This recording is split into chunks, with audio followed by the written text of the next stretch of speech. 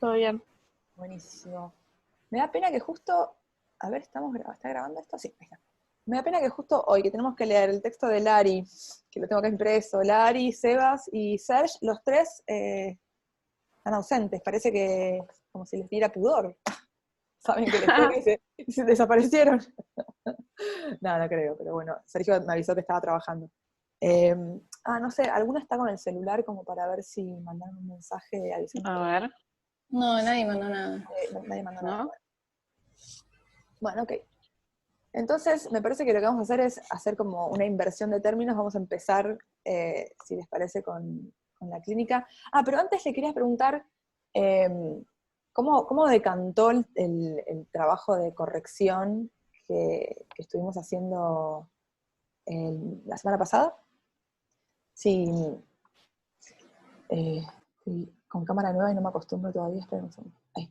Si pudieron volver a revisar sus textos, si les dio ganas, si algunos de los textos que no revisamos juntas pudieron como volver a mirarlos y revisar las cuestiones que habíamos estado viendo en el taller anterior, en el encuentro anterior. ¿Alguien quiere contar algo al respecto de eso? ¿Una experiencia? ¿Yo puedo? Claro, Caro, porfa. Sí, a mí lo que me pasó, Marian, ¿cómo estás? Que cuando empezó la consigna del retrato, yo lo interpreté como decía, de reflejar a partir del aspecto externo, de escribir una interioridad. Sí. Y entonces yo tenía así la consigna y después vi que en la clase pasada habían formado algunos, creo que Ayelén especialmente, o ella sola, no sé, habían escrito sobre un personaje. Uh-huh. Entonces yo recordé lo del acopio y me puse a investigar. ¡Ay, qué bien! La película de Bergman, de Sí, Persona, sí, y seguí escribiendo a partir de eso. sí. ¿Seguiste escribiendo? Seguí escribiendo a partir de la película, pero no me quedó un personaje. ¿Qué te quedó?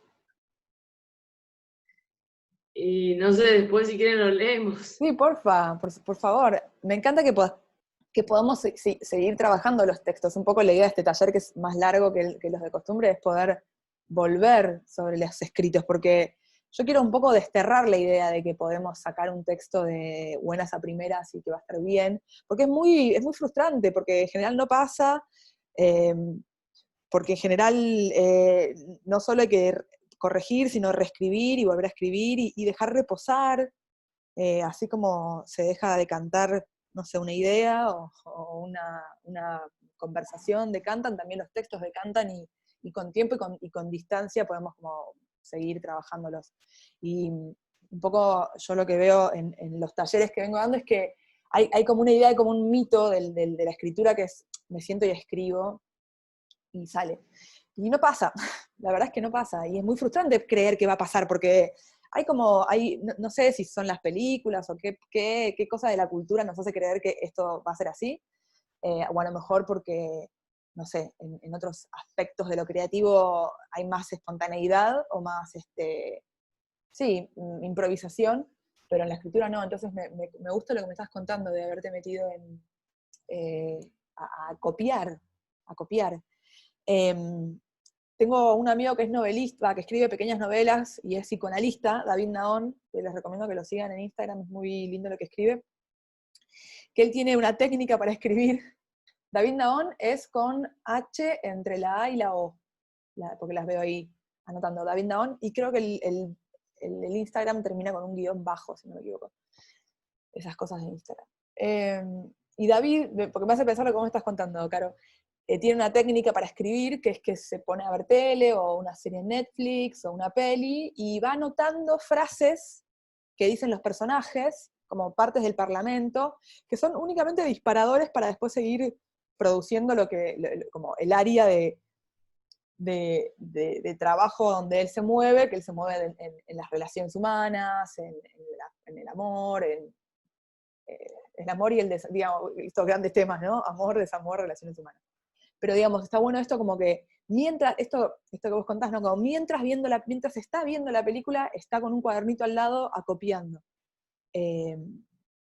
O capturando, ¿no? Capturando frases que de alguna forma después entran en el texto, a veces están a la mitad del texto, a veces están al principio del texto, al final. Es interesante. No sé si esa fue tu manera de trabajar, si viste la peli y mientras veías la peli tomabas apuntes. ¿Cómo fue, Caro? Tomaba nota, sí. Mirá. Qué bien. Bueno, después estoy pensando, ¿vos pudiste resolverlo del Drive? ¿Te sentís cómoda como para subir eso que escribiste al Drive? Sí, ya está subido. Ah, qué genial, listo. Bueno, buenísimo. Vamos, si querés lo podemos leer. Voy a abrir acá. Compartir pantalla. Acá. A ver. Ahí estamos, ¿no? ¿Cuál es? ¿Es este que dice TEE? Sí. Genial. A ver, ahí está abriendo. Espera que me quedó el cuaderno lejos. Un segundo.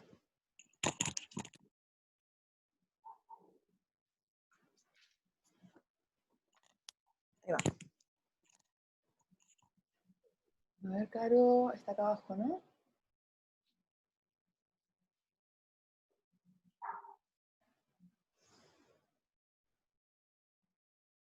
¿Por qué no lo veo? ¿Dónde de...? Más arriba es el primero. Sí. Ah, espera que me quedó... No sé si no está colgada esta maldita. A ver, ahí está. Es el primero, bien. Es un relato... Ah, como que lo volviste a trabajar sobre la misma versión anterior. Sí. Bien. Buenísimo. ¿Querés leer? Voy a subir un poquito, voy a aumentar un poco el tamaño de la letra para que todas podamos leer bien. Ahí estamos. Bien. Cuando quieras, Caro, te escuchamos. Sí, bueno, la consigna era a partir de una particularidad física, narra su interioridad. Es un retrato de absorción, todo lo absorbe y nos deja absortos. Sus ojos claros, transparentes como el aire, suaves como su piel. Es el retrato de Lee Bullman, actriz y mujer de Ingmar Bergman, con quien tuvo una hija, Lynn. Ella fue una madre a medias, viajaba por todo el mundo por su trabajo vocacional y no compartía tiempo con su hija. En su autobiografía vuelve una y otra vez sobre este tema sin la menor culpa, sin remordimientos de conciencia. Bosqueja apenas una beta feminista. Dedica páginas y páginas a relatar sus experiencias como actriz y sus actividades sociales en el contexto teatral, cinematográfico, social y político internacional, algunas veces con celebridades. Aunque la conocemos por el cine, amaba el teatro con locura. Parece una mujer fría como su Noruega natal. Su mirada no transmite nada, al menos a mí. Está mirando a cámara, no está triste, no está contenta, no está enojada, ni asustada, simplemente está. Pero hay algo cierto en su retrato que se hace presente como una mujer bella escandinava. En su retrato se hace presente como una bella mujer escandinava, luminosa por fuera y sombría por dentro. Su carrera y su pueblo natal en Noruega, con fiordos y lagos congelados, y siempre añorado en sus numerosos viajes, son las únicas dos cosas que le interesaron en su vida. Nos brindó su autobiografía, se llama Senderos, donde no destaca su subjetividad ni remotamente su interioridad. Nos encontramos solamente ante el retrato de hechos minuciosamente detallados. Y acá es lo que seguí, me cautiva Claro. su belleza, tanto como su actuación. Me cautiva su belleza tanto como su actuación en la película Persona, la más afamada de Bergman, en la que está absolutamente callada, ausente, introvertida durante todo el film. Y en el callar se halla el misterio, en un silencio elocuente, sin medida, inconmensurable, pura interioridad exteriorizada. No hablo, no digo una palabra, ¿para qué? ¿Para qué hablar? Los que hablan no están cómodos en el mundo exterior, aunque se quejen. Los que hablan están cómodos en el mundo exterior, aunque se quejen. El silencio de Elizabeth no parece ser una protesta, es una decisión, una estética del vacío. En esta película es acompañada en su silencio por Alma, una enfermera que le cuenta sus experiencias de vida mientras ambas conviven en una casa en la playa. Elizabeth escribe una carta a su médica y en ella dice: querida doctora, siempre había querido vivir así, este silencio, vivir aislada, sentir como el alma maltratada comienza finalmente a curarse. En esa carta también dice que le parece realmente divertido estudiar a Alma, quien lee la carta y se enoja con ella. Le comenta... Espera, perdón. Acá. Le comenta que leyó su carta a la doctora, que la carta estaba abierta y entonces pelean, porque a Alma le molesta que Elizabeth la haya estado estudiando. Elizabeth le pega en la cara a Alma, le sangra la nariz por el golpe. Alma casi le tira una cacerola con agua hirviendo en el rostro. Cuando terminan de pelear, Alma le pregunta le pregunta como pensando en voz alta mientras toma un tazón de té: ¿se puede vivir sin hablar libremente? Y antes: ¿es realmente importante no mentir? Hablar en un tono verdadero y después mentir, huir y eludir las cosas. ¿No es mejor dejarse llevar y ser perezoso y descuidado, falso? Bien. Bueno, interesante, le agregaste como una dimensión como de ficción de lo que viene de la peli, ¿no? Pero que también ilumina esto que decías antes. Contanos un poco cómo sentís que participa esto último que escribiste, cómo participa, ¿no? Cómo está operando o en sistema con lo que habías escrito antes. ¿Qué sentís que está pasando? ¿O qué buscabas?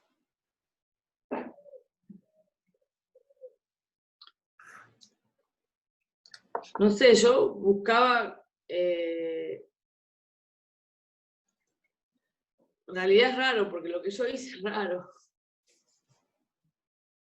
Está bien, pero bueno, puede ser un No sé intento raro y complejo, pero contanos de qué sentiste que estabas buscando.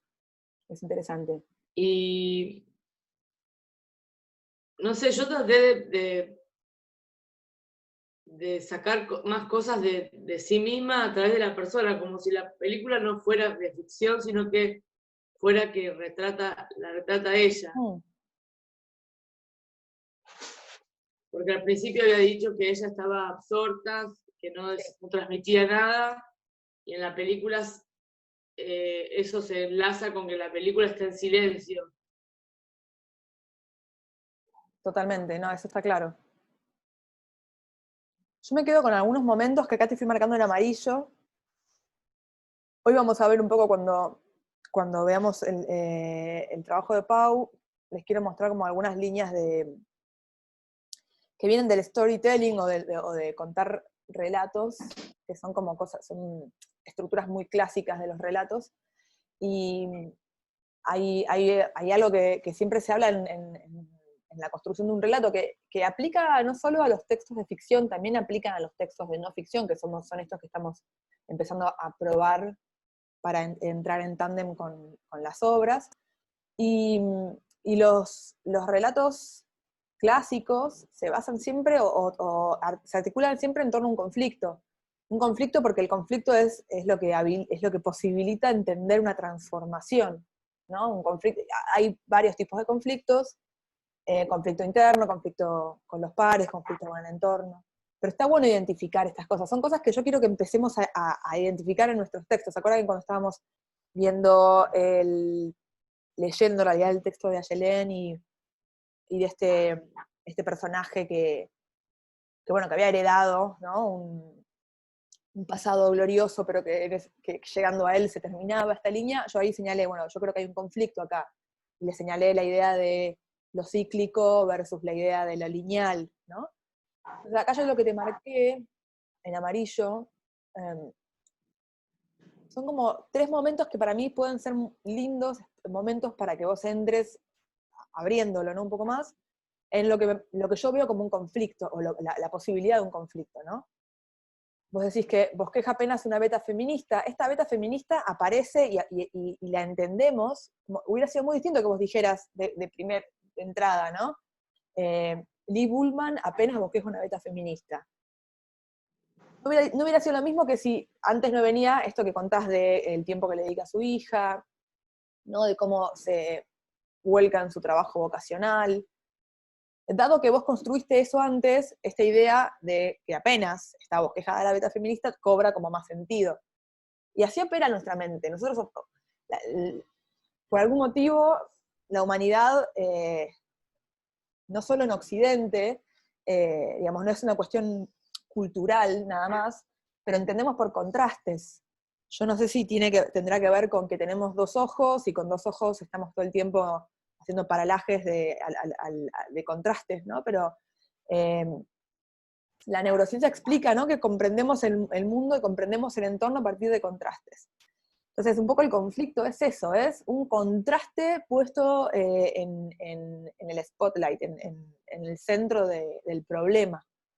Pero un conflicto se construye, ¿no? Un conflicto no queremos nombrarlo como tal en nuestro texto. Bueno, el conflicto es 2 puntos, ¿no? Claramente, porque ahí entra la otra problemática de los textos, que es esto que yo siempre les digo, que es no cuenten, muestren, ¿no? El show, not tell, ¿no? Mostrar, no contar, que es un clásico consejo de escritura. Entonces yo veo acá que acá estos son 3 como puntitos que están buenos, que vos los identificás como problemas, ¿no? Como, aunque la conocemos por el cine, amaba el teatro con locura. Vos acá tenés un claro ejemplo de conflicto interno. Los conflictos internos son súper interesantes de desarrollar. Por ejemplo, el caso de Manuel, le seguimos dando Manuel, pobre Manuel Martín, Manuel, no tenía un conflicto interno, tenía un conflicto con su entorno, con esta herencia, pero quizás podría haber en algún punto, podría haber aparecido algún conflicto interno, donde él deseaba dar cuenta de esto a sus padres, pero al mismo tiempo quería irse, fugarse y no responder a un legado, ¿no? Pero yo veo que vos acá marcaste un conflicto interno, aunque la conocemos por Pero eso. para mí no es un conflicto porque ella podía hacer las 2 cosas tranquilamente. Sí. ¿Y vos por qué usas esta fórmula? Aunque la conocemos por el cine, amaba el teatro. ¿Vos sentís que eso no es un conflicto? ¿Que ella podía hacer teatro? Claro, ella hacía teatro.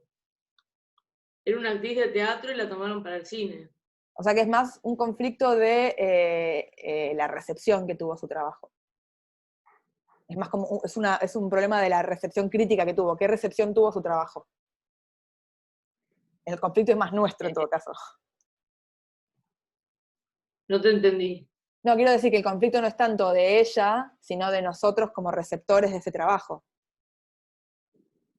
Igual nadie sabe, si no lees la autografía no sabés que era una actriz de teatro. Bueno, ¿ves? Hay algo ahí que está en fricción. Que bueno, que vos no podés contar porque te conocés la vida de ella y la estuviste estudiando.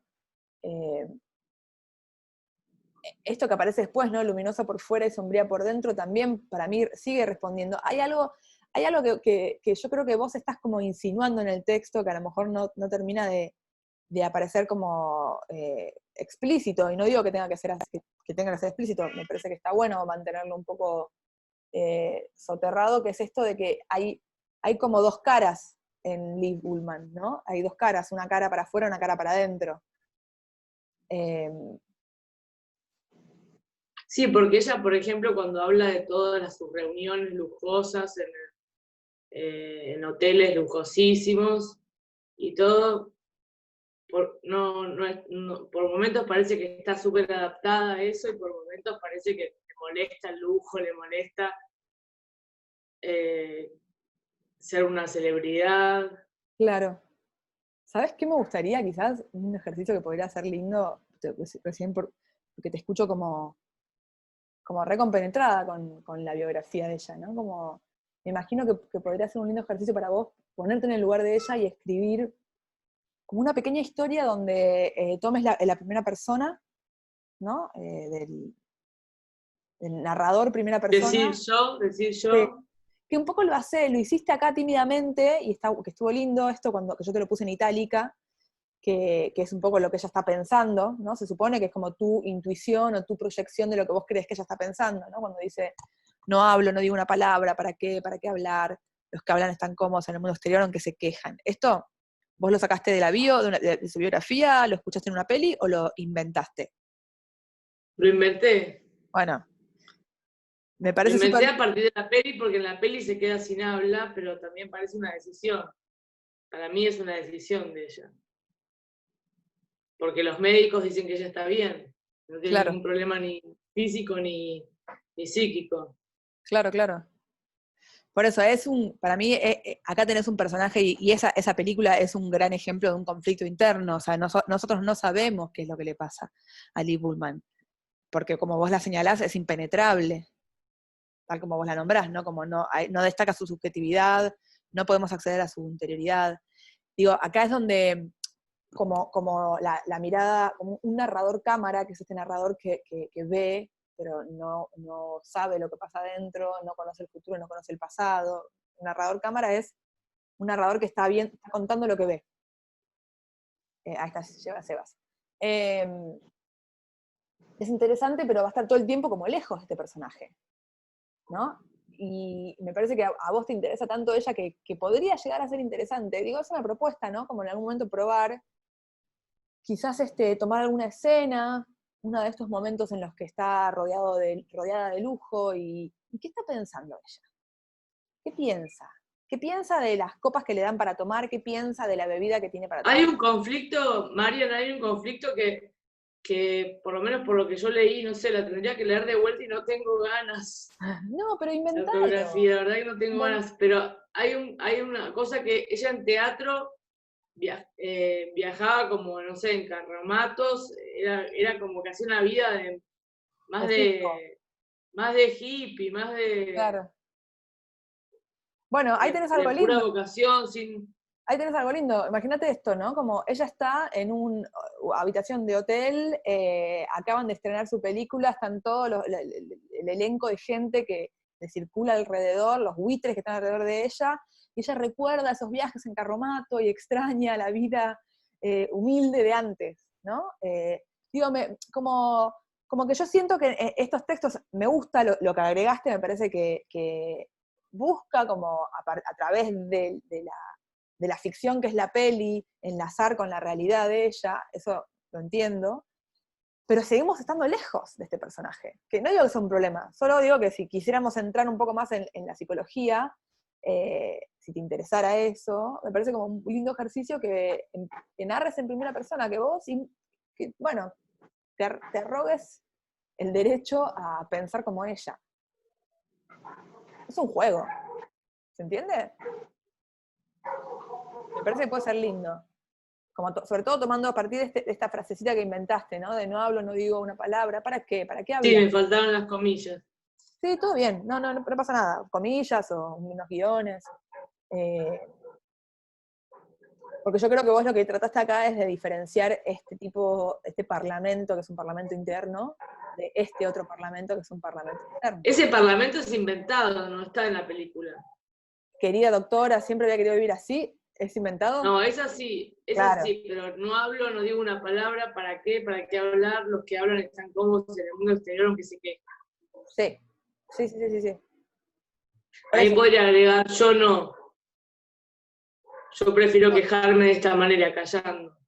También, para que se entienda, igual cambiaste el registro porque estás hablando de una primera persona acá y vos venías hablando de una tercera persona, así que se entiende. En ese cambio de registro, como de contexto, como lectores, entendemos qué estás haciendo, me parece. ¿Se puede o no se puede? Entendí. ¿Se puede pasar a la primera persona? Para Sí, mí, ¿no? o sea, se puede, requiere como un talento, ¿no? O sea, si puede prestarse a confusión. No sé qué le pasó al resto de las compas cuando estaban escuchando el relato de Caro, si entendieron que ese cambio de registro era una interioridad hablando, una voz nueva hablando. No sé. Yo sí, a mí me gustó esa frase. Sí. Como que me recopó que apareciera esa frase. Apareció más el personaje. Además de que creo que también mejoró un montón con el agregado de la última vez. Pues la vez pasada yo lo comenté, me había quedado como que parecía un poco una reseña de una obra. Me hacía acordar, por lo menos, yo sé que hablaba del personaje, pero me re gustó que apareciera esa frase, y la propuesta que vos estabas planteando como de escribir en primera persona, me parecía como piola, que me dan ganas de leerla considerando esa misma frase. Sí, sí. No sé, igual capaz Carolina no tiene ganas de escribirla, pero no, pero me parecía interesante, y está bueno lo que dice sobre Lee Bullman, como dan ganas de conocerla más, Dan conocerla ganas, lo que se puede, porque está total. bueno como espectador personaje, que es alguien imposible de conocer. Entonces, esa contradicción me parece re atractiva, ¿viste? Como a lo que querés leer. Está bueno lo que dice Aye, esto de que plantea una imposibilidad, ¿no? Como que ya el ejercicio mismo del texto es plantear una imposibilidad, me parece súper lindo. Y es verdad que es atractivo eso. Yo creo que Y podría plantear un conflicto interno a partir de esto, de por qué eso no se comunica, ampliar esto de para qué absolutamente, hablar. absolutamente, pero ahí es donde yo te sugiero que tomes como a lo mejor una decisión en cuanto a la voz de quien narra. Y en este sentido, acá todavía este narrador es una narradora que, como te decía antes, es una narradora cámara, es una narradora que ha leído la biografía y por eso nos puede contar algunas cosas de Liv, pero no nos cuenta su interioridad tan profundamente, un poco, como que no termina de ser un narrador omnisciente, no termina de ser un narrador cámara y no termina de ser un narrador primera persona. ¿Entendés lo que digo? Es como que en ese sentido, que está bien, porque, qué sé yo, estás probando estilos, pero en ese sentido, yo, si lo volviera a trabajar y si siguiera trabajando en este texto, elegiría uno y le daría hasta el final. Si querés, después yo te mando, son unas líneas muy cortas de cómo funcionan estos narradores, espera que me lo voy a anotar, les mando todos, ¿no? Gracias. Distintos tipos de narradores. Yo me la jugaría con un narrador omnisciente, un narrador que sabe todo, pasado, futuro, presente, qué está pensando, qué le dijeron, qué dijo otra persona, ¿no? El narrador omnisciente sabe todo de a la persona a la que está haciendo hablar y sabe todo de las otras personas que están participando de esa historia.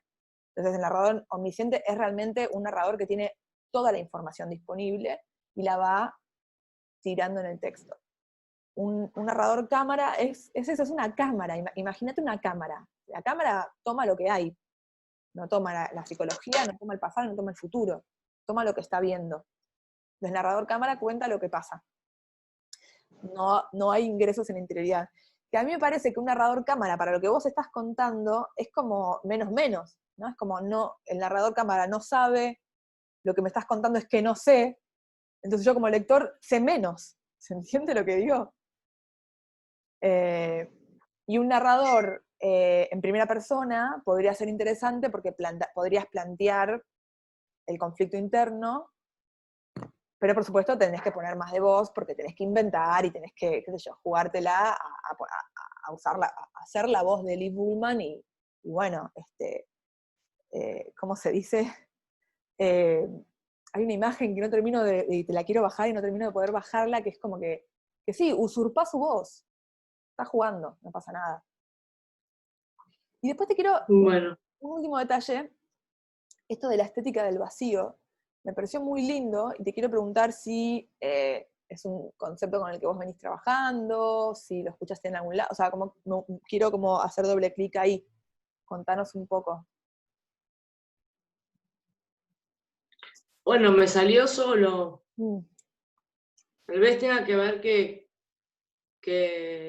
estuve estudiando 2 años Bellas Artes y ahí aparece mucho el vacío en el arte contemporáneo. Total, Entonces puede ser una influencia por ahí. a full, bueno, me encanta.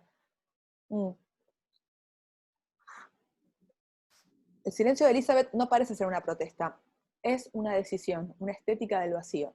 Es una frase fuerte esta, digo, acá es donde vos como autora, aunque estés diciendo, estés usando un verbo suave como parecer, ¿no? Parecer, parece, no estás diciendo es una protesta, no es, perdón, una protesta, sino no parece ser una protesta, que está bien, porque todavía no, porque justamente lo que está señalando en el texto es que no accedemos a su interioridad, por lo tanto no sabemos si esto es una protesta o no, pero pareciera que no lo es.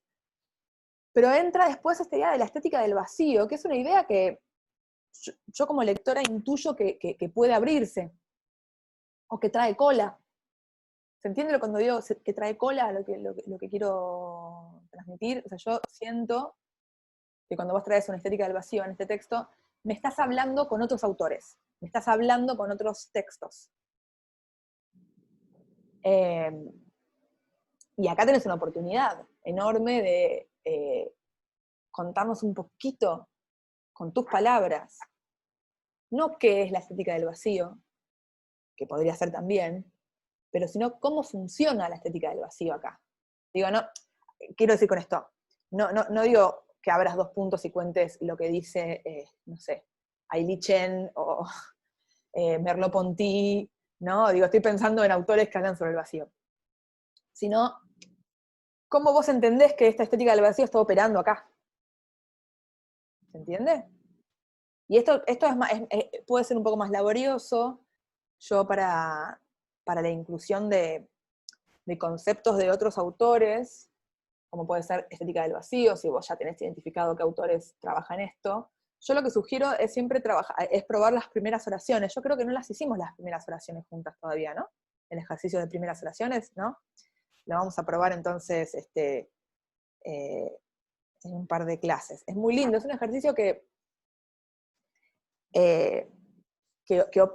trabaja sobre la apropiación de ideas de otras personas. Porque yo vi en los talleres que cómo queda duro a veces cuando querés incorporar, ¿no? Querés decir, qué sé yo, como dijo Deleuze, el punctum, y queda duro sobre todo cuando lo que estás queriendo hacer es un texto un poco más poético.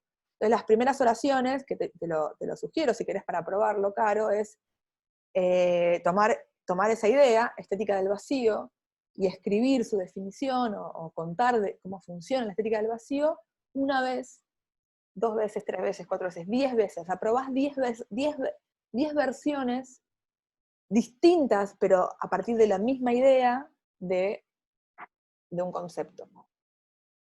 No sé si no quedó claro, lo explico de vuelta. Sería, vos querés explicar la estética del vacío, pero usás 10 oraciones distintas, pero que todas hablan de lo mismo. Pero yo no quiero perder el impacto de la frase. Si empiezo a explicarla, Entiendo, se va a totalmente. apagar. Pero al mismo tiempo queda, o sea, se está pagando algo que vos no estás segura de si está alcanzando a tu espectador, a tu lector, perdón. O sea, no sabemos si estética del vacío, ahí donde está, y solito como está este concepto ahí, logra transmitir, logra transportar, cuando yo les hablaba de transparencia, logra transportar hasta quien te lee eso que vos querés. Porque, digamos, hoy ¿cuántas personas somos? 2, 4, 6 personas. 7 conmigo. Podemos tener 7 versiones distintas de lo que es la estética del vacío. Que está bien, entiendo, todos tenemos como las interpretaciones, somos 7 mundos distintos, vamos a estar interpretando cosas distintas, pero yo creo que vos estás queriendo transmitir algo con estética del vacío, y me parece que dejado ahí, así solito el concepto, no termina de hacer pie en quien te lee. Y cuando yo te sugiero hacer las primeras oraciones, que es probar varias versiones de una misma idea, con tus propias palabras, no te digo que lo pongas ahí. Esto es en una hoja aparte, es un ejercicio aparte, y es una manera en la que vos te vas familiarizando con ese concepto con tus propias palabras. Sí, es una forma de apropiarse de una idea de otra persona. ¿No lo probamos, Pau o Seba, con ustedes en algún otro taller, de las primeras oraciones? Quiero que nos cuenten un testimonio. Nos los habías dado en este taller, me parece, como actividad. Uh-huh. Cuando nos hiciste resumir el texto en una oración. Sí. Y después en base a esa oración hacer varias. ¿Y vos lo probaste, Pau, alguna vez esto de los primeros, o sea, lo hiciste? Sí, lo probé en el otro taller. Uh-huh. ¿Querés contar un mini qué sensación, o sea, cómo funcionó para vos o no? Si no funcionó también. Y en lo personal, como que me costó mucho hacerlo. O sea, me parece que es re buen ejercicio y que me re sirve porque como que digo las cosas de una manera y siempre la dejo así, Mm. pero sí me cuesta hacerlo. Sí, es que es un desafío. Es un desafío sobre todo por lo que dice Pau. Una tiene como que surcos, ¿no? Formas de decir, caminos que va haciendo, y ya ni siquiera es argumentativo el problema. No es ni siquiera una cuestión de cuántas palabras tengo a la mano, sino cómo construyo un argumento, cómo genero un salto lógico. Entonces, de repente, lo dije de una forma. Estoy obligada a decirlo de 9 formas nuevas. Bueno, ¿qué hago? Tengo que empezar por el final. Tengo que poner más atención en tal otro aspecto. Seba, ¿vos tenés algo para contar de las primeras oraciones? ¿Algún testimonio? Sí hay, si no, no te sientas presionado. No, a mí también me había costado bastante. Por esto mismo de las palabras que muchas veces creo que tengo muy cómodas para decir ciertas cosas. Bueno, me gusta. Me parece que son como testimonios que hablan no solo de lo difícil, sino de lo necesario. También, ¿no? Como tal vez es re necesario hacerlo. Bueno, nada, después les mando, me lo anoté para mandárselos y pruébenlo con algún texto propio primero, porque es más fácil. Por ejemplo, cómo sería decir esta misma frase: el silencio de Elizabeth no parece ser una protesta, es una decisión, una estética del vacío. ¿Cómo sería, por ejemplo, Caro, para vos, esta misma oración, escribirla 10 veces, pero no a lo Bart Simpson en el pizarrón, ¿no? Como castigo, sino, parece un poco un castigo, pero no lo es, sino como 10 versiones distintas de la misma idea. Te lo propongo, Caro, no sé, fíjate, quizás te resulta más amable que arrancar por un concepto que no es tuyo. En general es más fácil con ideas propias. Pero bueno, es un lindo ejercicio. Gaby. Vos no lo habías, ya nos mandaste el texto, eso era re interesante, era el que escribió creo que el periodista, ¿no? No me acuerdo el nombre. Juan Carlos ¿Puede Kramer. ser? Sí, Sí, creo que ahí estaba mencionado. ahí está. Pero a mí me resulta muy útil sobre todo cuando tengo que parafrasear a alguien, está bueno. Claro, claro. Es otro ejercicio, pero Sí, es que es útil. es parafrasear. Es Claro. exactamente, es eso, es parafrasear, es apropiarse. Porque Sí. digo, parafrasear podría ser también resuelto, la idea de incorporar la idea de otra persona podría ser resuelto con 2 comillas, ¿no? La paráfrasis es absorber una idea, y en esa absorción y en esa representación, porque estás volviendo a presentar una idea, como toda representación, que hay parte del que representa y de lo representado, hay una hibridez ahí. Y la idea de representación hoy va a estar dando vueltas, porque me parece que tu proyecto Pau habla sobre la representación y es importante el tema de la representación, de volver a presentar. Bueno, gracias, Caro. ¿Querés comentarnos algo más?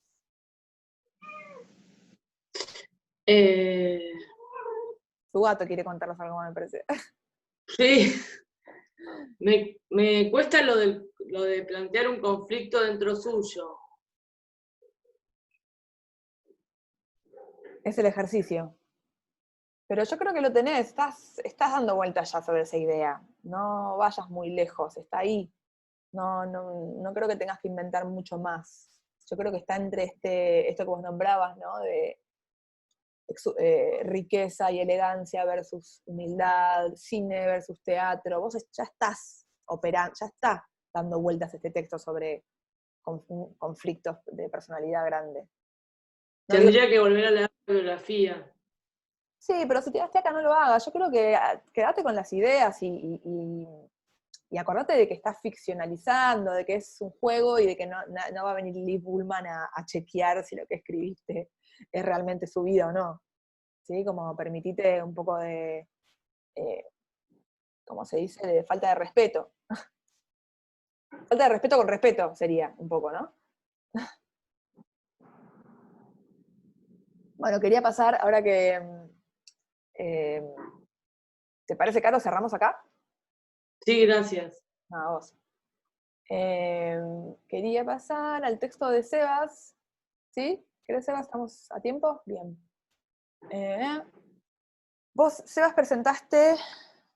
Espera, a ver que estoy con varios textos. ¿Cuál te gustaría que leamos? Pues no vamos a poder leerlos todos.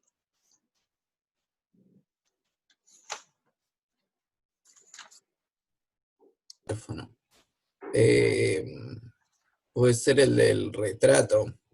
Tenés el objeto corbata, el dedal.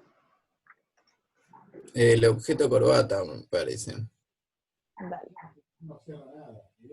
Que es más cortito. dale. Es interesante el objeto corbata. Bien. Ahí donde estás podés leer. Sí, estoy, Dale. acá está. Ah, no, espera, porque no estoy compartiendo. Espera un segundo. ¿Dónde estamos? Acá. Bien. Te vas. Ahí voy.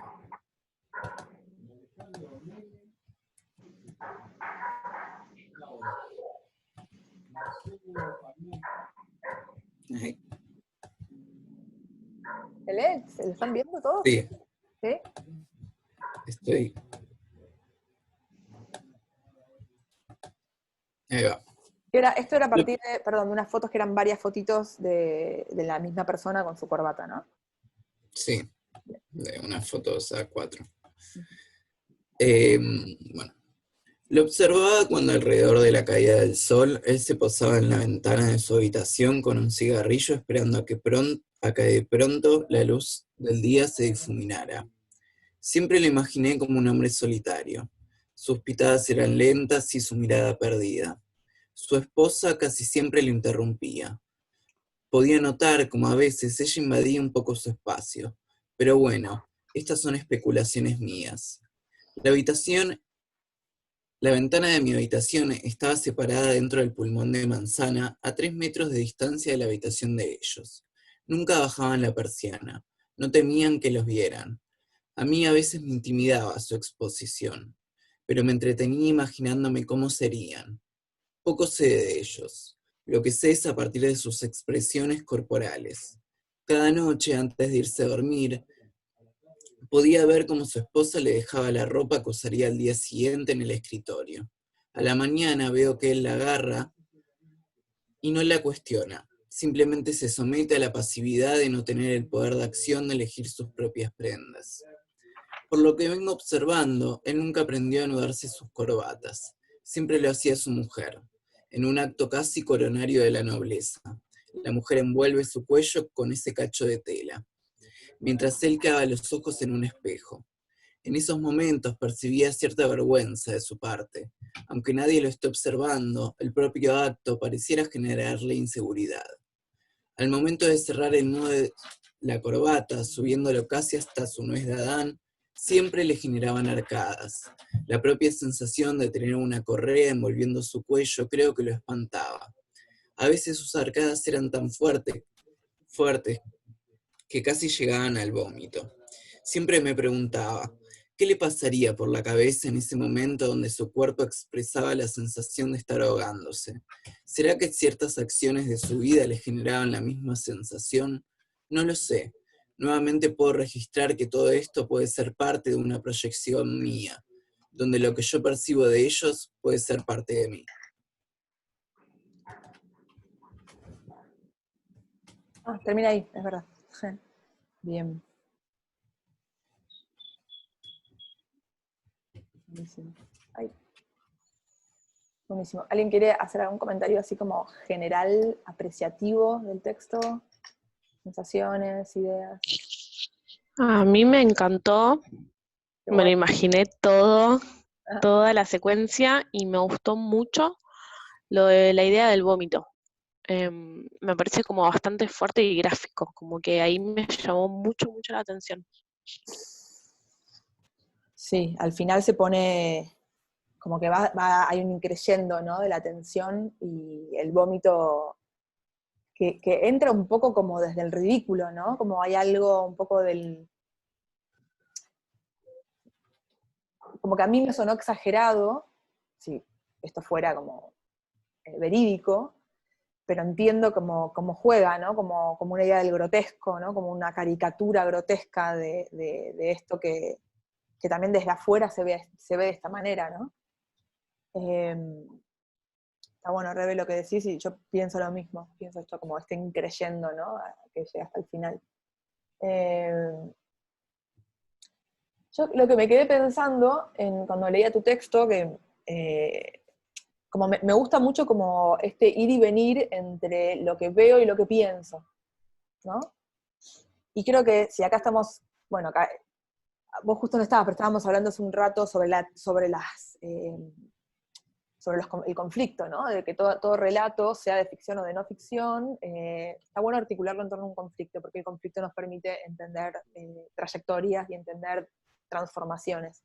Entonces yo acá veo, por supuesto hay un conflicto que es el conflicto que vos estás viendo, o que el narrador está viendo, e imagina.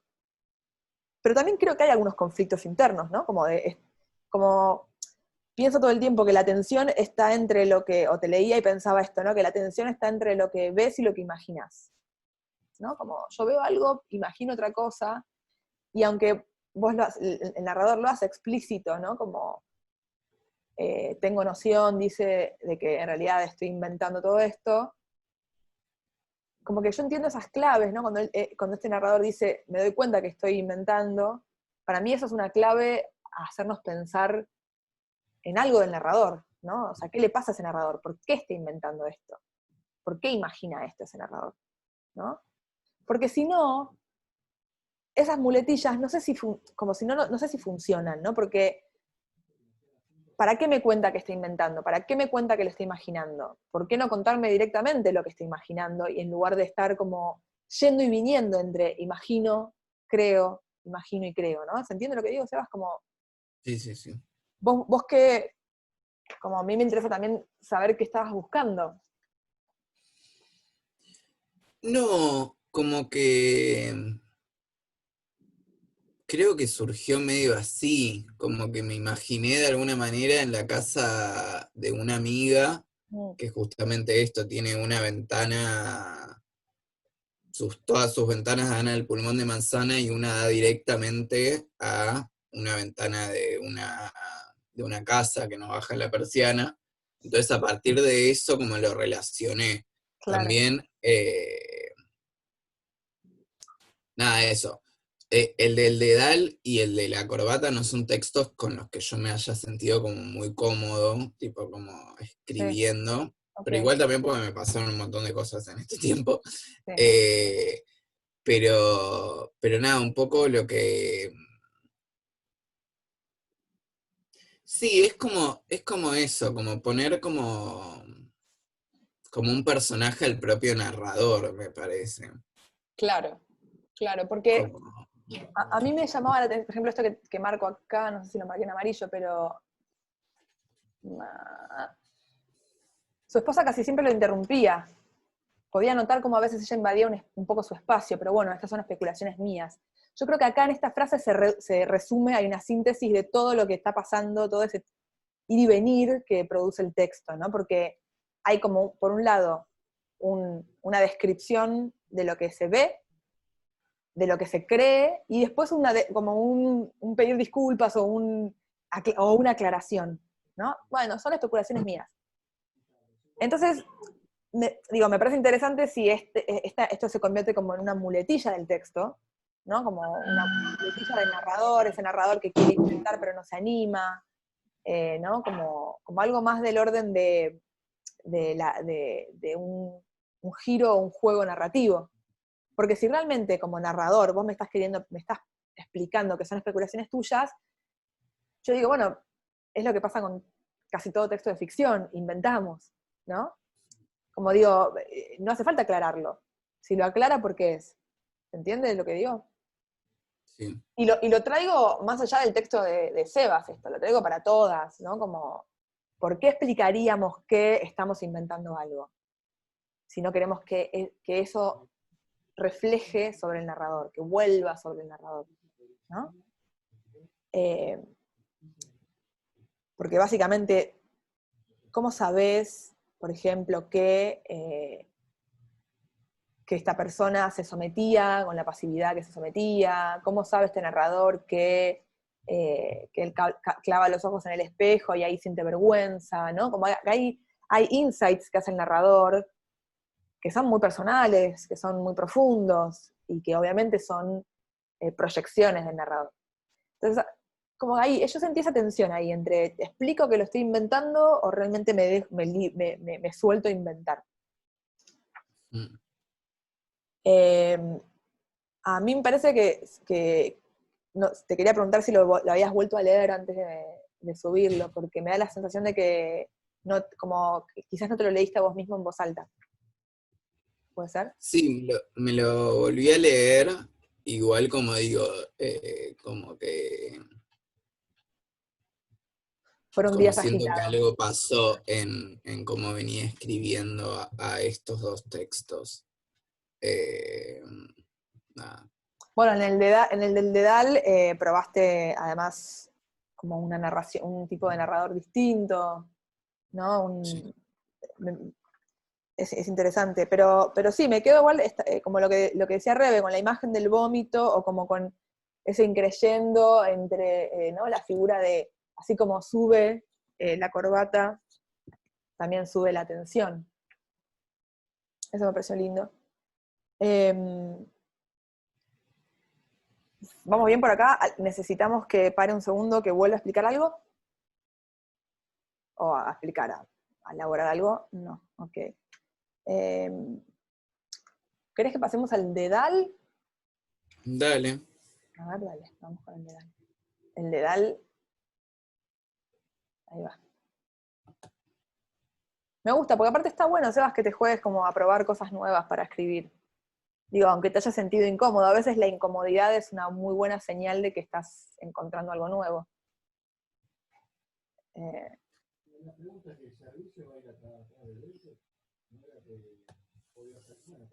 Tengo un par de correcciones justo acá, Sí. así que leo como desde el Word de la compu. Ah, bueno, ok. Vamos a estar entonces quizás escuchando algo distinto. Okay. Amanda era una joven brasilera que a la edad de 14 años se exilió de Brasil con su tía. Poco llevaban en sus maletas. Dentro de las cosas que llevaban eran algunas fotos de la familia que dejarían en su tierra natal. Viajaron durante 2 días en barco hasta llegar al puerto de Buenos Aires. Amanda nunca había salido del país. Fue su primera vez. Al momento de desembarcar, las esperaba un auto a la salida del puerto. Ataron las 3 maletas que tenían en el techo.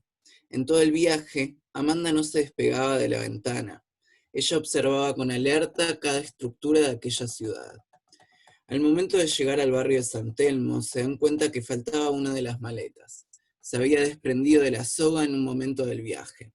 Se dan cuenta que la que se había perdido era aquella que llevaba las imágenes y recuerdos de sus familiares. Pronto las envuelve una gran angustia, de olvidarse de sus rasgos.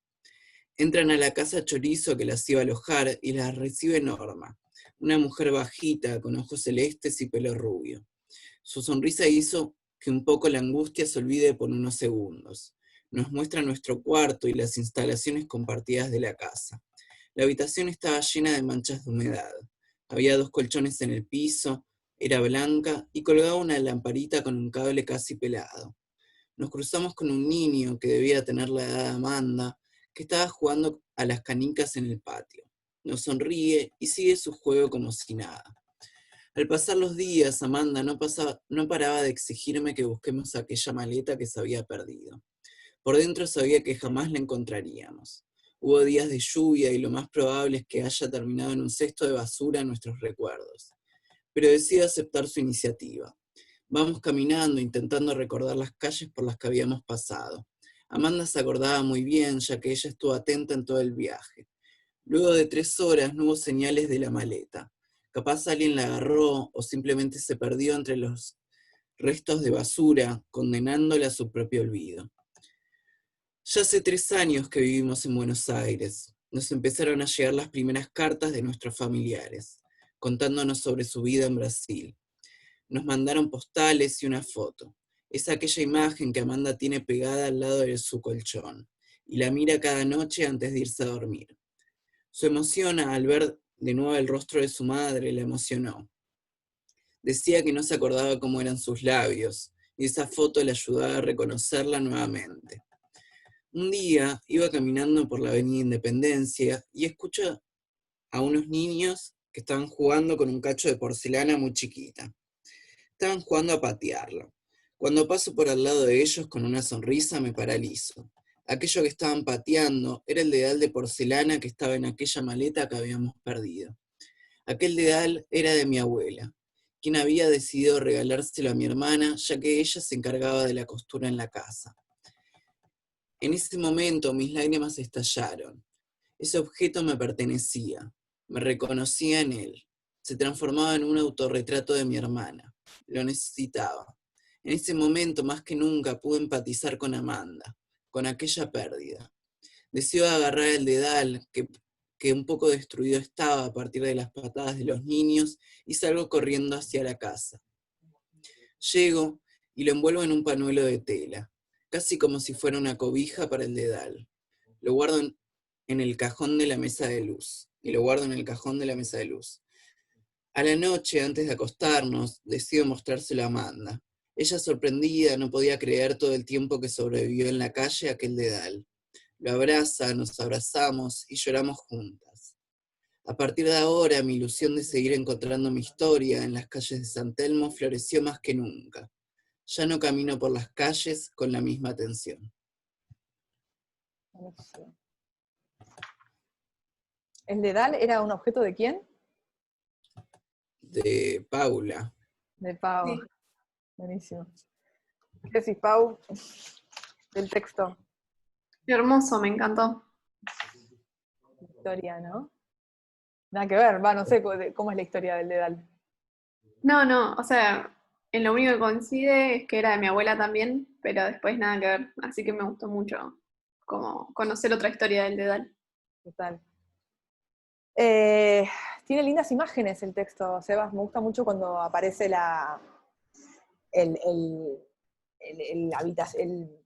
sí, como la pensión donde se van en San Telmo. Es una imagen así como muy poderosa, ¿no? Esa lamparita colgando, la casa chorizo, ¿no? Como ahí la humedad, ¿no? Te entras mucho en la escena, no sé si les pasó al resto, ¿no? De sentirse ahí en la escena.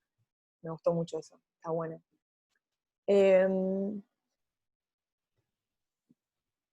Lo que yo siento que quizás ahí está un poco confuso, y esto creo que nos puede servir a todas, es por un lado el ingreso de la primera persona, en el plural, y por momentos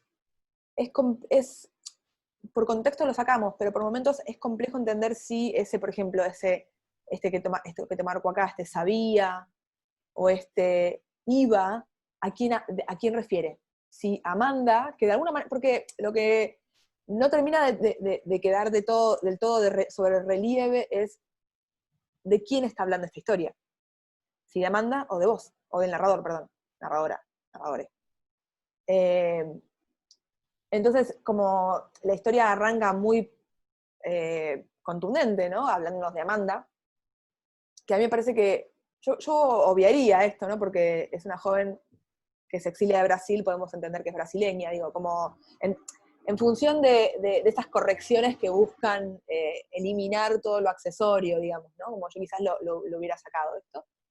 Pero claramente arranca con Amanda. Entonces uno dice, bueno, Amanda es el personaje de esta historia, Amanda es en torno a lo que todo gira. Y después de repente estamos con que ingresa esta persona, esta narradore, nos muestra nuestro cuarto. Yo tuve que volver a leerlo cuando apareció ese nos. Dije, epa, éramos la primera persona del plural de golpe. Eso digo, ¿no? Como quizás hay algo del lugar y la voz de quién narra que no termina de estar claro, y me parece que aparece de vuelta con el sabía, ¿no? Por dentro sabía, ¿quién sabía? ¿Amanda o yo? Yo, narradore. Un día iba caminando Amanda o yo, de vuelta, ¿no? Me parece, de todas formas, me parece como, por ejemplo, este cambio de temporalidad que hiciste acá, me pareció estuvo muy bien, y que hace avanzar la historia un montón, y que explica por qué nos estás contando todo este primer momento en pretérito, ¿no? En un tiempo verbal pasado, para después poder ingresar en un tiempo verbal más presente. Está bueno eso, ¿no? Como dos temporalidades para también como amasar un poco la angustia de Amanda, ¿no? Como amasar la angustia de la separación también. Eso me pareció muy lindo, ¿no? Hace ya 3 años que vivimos en Buenos Aires, como que marca un hito, ¿no? ¿Qué más? Entonces, de vuelta, ¿no? Como pensando en conflicto. El conflicto acá, si fuéramos a nombrar qué tipo de conflicto se produce en esta historia, hay un conflicto muy claro que es el conflicto de Amanda queriendo recuperar algo, ¿no? Que no puede recuperar. Sería como un clásico conflicto de un personaje con su entorno. Pero por momentos pareciera que hay algo más que no termina de aparecer, que es cuando vos pones, ¿no? El pude empatizar con Amanda, yo me quedo pensando de si antes no podía este personaje, ¿no? Y ¿no? Digo, y en realidad no es tan claro antes. Digo, quizás podría haber un momento en el que el narrador, sí, un poco, no, el narrador no cree que van a encontrar, ¿no? Como que acá en este párrafo el narrador dice, un poco está diciendo, no vamos a encontrar esa maleta, pero vamos a buscarla igual. Pero quizás como algo de la falta de empatía, un poco más previamente.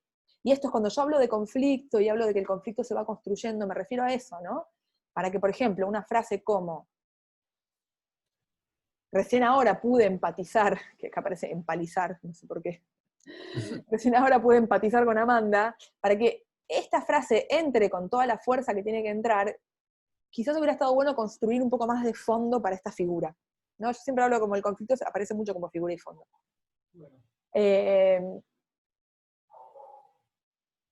¿Sí? Estamos en la misma página, sí.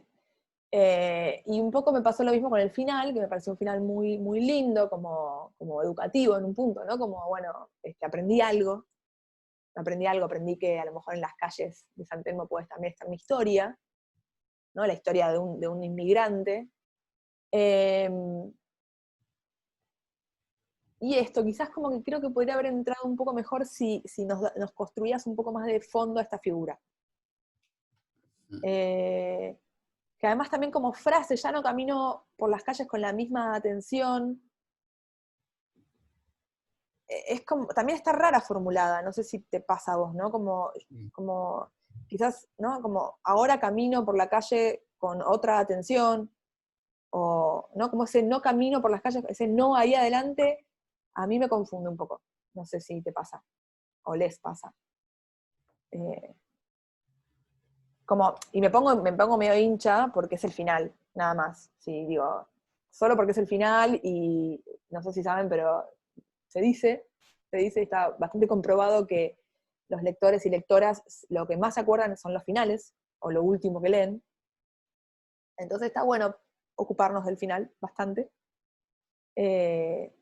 Y por eso digo, me pongo hincha solamente porque es exactamente la última cosa con la que nos vamos a quedar, que es que este narrador, esta narradora, ya no camina por las calles con la misma atención. Bueno, entonces yo me pregunté, ¿con qué atención camina? Ese no me hace pensar en todo lo otro que sí. Por ejemplo, podría decir, y yo ahora camino por la calle, mira, prestando más atención, yo ahora camino por la calle dejándome deleitar por lo que hay en la vereda, no sé. Pero ese no ahí es como que está cancelando algo que no termina de estar claro. Sí.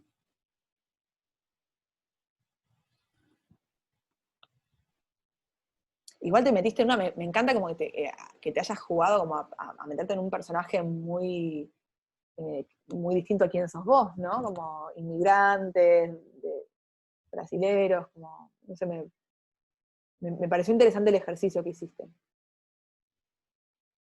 Sí. ¿Alguien quiere agregar algo? Yo, Marian, Dale, Caro. sí, a mí me parece Yo me- interesante, muy sugerente la idea de San Telmo, ¿no? Me parece que podría ser más explorada la situación de estar en San Telmo y en las calles de San Telmo. Mm. Ahí hay muchas antigüedades, se pueden encontrar otro tipo de dedales, más antiguos, más nuevos. Sí, habría que ver si es lo que le interesa a Sebas puntualmente, pero entiendo lo que decís. Un poco viste que hay Me como parece que a San Telmo le falta carga de sentido, que San Telmo es un lugar que tiene mucha carga de sentido y que podría estar en el texto.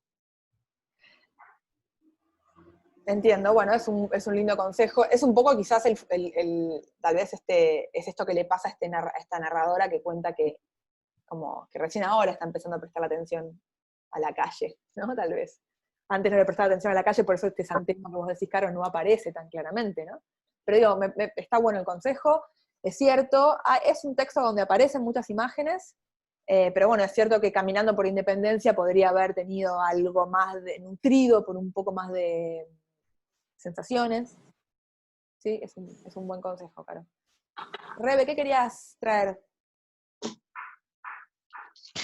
que me encantó la historia, primero decir eso, me encantó la historia.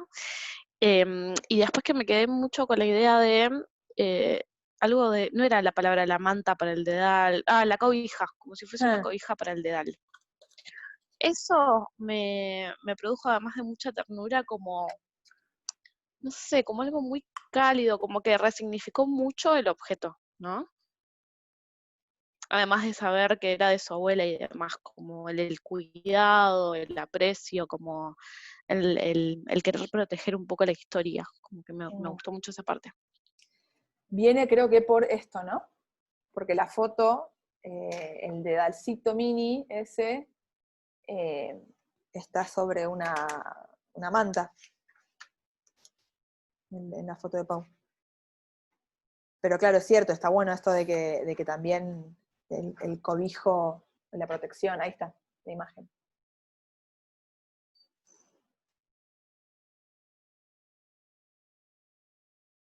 Que es súper chico el dedal, ¿no? Es como, es un dedal, es para un dedo. Muy lindo.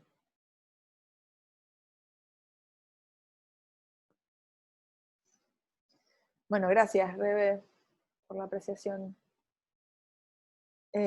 Sí, porque aparte, un poco la idea de abrazar un dedal, darle cobijo a un dedal, son como acciones o maneras de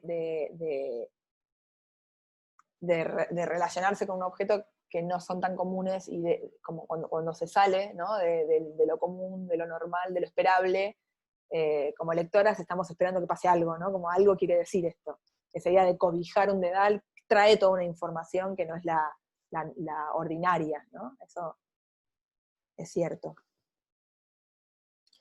Bueno, qué lindo, gracias, Sebas. ¿Puedo decir algo más? Una Claro, dale. cosita Sí. chiquita. Dale. Que recién veo la foto del dedal. Sí. Me parece que se puede decir mucho de lo lindo del dedal, ¿no? Porque no es un dedal de metal simplemente cumpliendo la función de no clavarse con la aguja, sino que es un dedal especial, ¿no? Y me parece que si se dijera más, a mí también me encantó el texto, pero si se dijera más sobre el dedal, es como pasa con la literatura, ¿no? Que de repente cualquier cosa que uno no le prestaría importancia en la vida, no le presta atención, de repente empieza a tener algo como, no sé, como la polilla de Woolf, ¿no? Sí. No le damos bola a las polillas y de repente o la azucarera de la azucarera de entidad. ¿Se acuerdan del martes pasado? La azucarera que describió Rebeca también. Coincido con vos en que es un objeto súper lindo y generador, ¿no? Generador de imágenes. Pero después también está, qué sé yo, las decisiones como autor de Sebas de haber elegido meterse por un recoveco muy interesante también, que tiene que ver con la inmigración y con la memoria. Digo, es complejo, ¿no? El momento de corregir y el momento de dar un consejo está bueno, porque también se abre como todo un calidoscopio de posibles, ¿no? Pero bueno, hay que respetar y hay que entender, qué sé yo, que Sebas estuvo, y me parece que vos estabas buscando a Sebas, una línea, y esa línea, bueno, es la que hay que explorar, y es sobre la que estamos hablando, ¿no? Después podemos, sí, haber escrito miles de textos distintos con este dedal, porque es muy hermoso, como dice Caro, es verdad. Gracias, Caro. ¿Alguien más quiere incorporar alguna idea? Bueno, entonces, si no, les quería proponer que nos metamos a hacer un pequeño ejercicio, pero si me dan 2 minutos, o démonos 2 minutos, un mini recreo, porque yo necesito ir al baño, no sé ustedes, pero no estamos haciendo muchos recreos y a lo mejor nos viene bien. Nada, literalmente 3 minutos, ¿sí? O sea, son y 46, bueno, y 50 nos volvemos a encontrar. Un mini recreito, ¿sí? Y ahí estamos de vuelta. Dale. Voy a pausar esto. ¿Cómo se hace?